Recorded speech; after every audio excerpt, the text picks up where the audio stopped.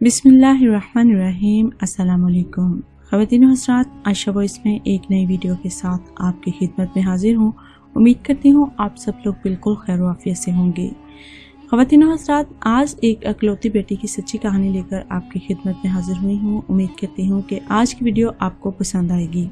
हमारी आज की वीडियो शुरू करने से पहले मेरे तमाम नए आने वाले व्यूवर्स से गुजारिश है, जिन्होंने अभी तक हमारे चैनल आयशा वॉइस को सब्सक्राइब नहीं किया वो जल्दी से सब्सक्राइब कर लें, ताकि हमारी हर नई अपडेट सबसे पहले आप तक पहुंच सके। ख़वातीन हज़रात, 4 भाइयों की इकलौती बहन थी वो।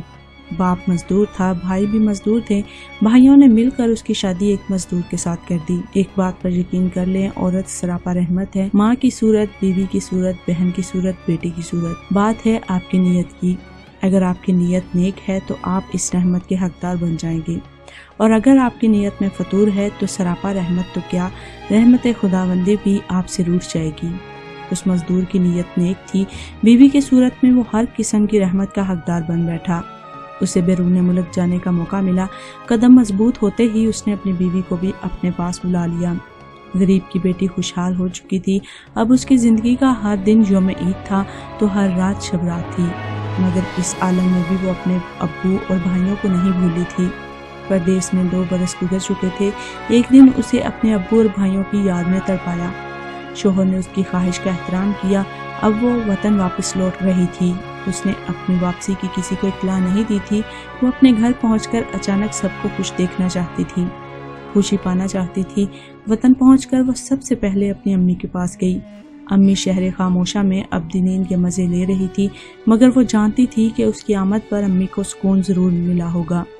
अब वो अपने घर पहुंची। उसे अचानक अपने सामने देखकर उसके भाई परेशान हो गए। अब्बू कहाँ हैं? उसने सवाल पूछा।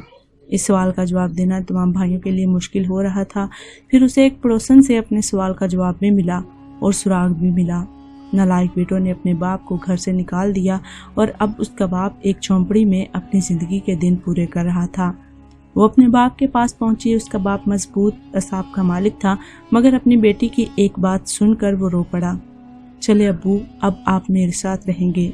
रोते रोते उसने अपनी बेटी का हाथ थाम लिया और बोला, मैंने अपनी सारी जिंदगी का मुकाबला करते गुजार दी।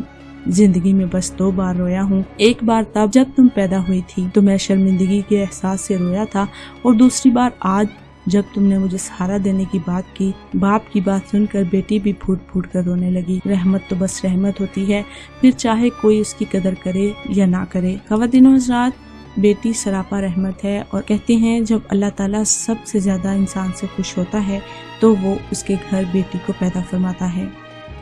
तो अगर वो अपनी खुशी का इजहार इस तरह से करता है कि अपनी रहमत अपने बंदों पर निछावर करता है, तो इस रहमत की कदर कीजिए।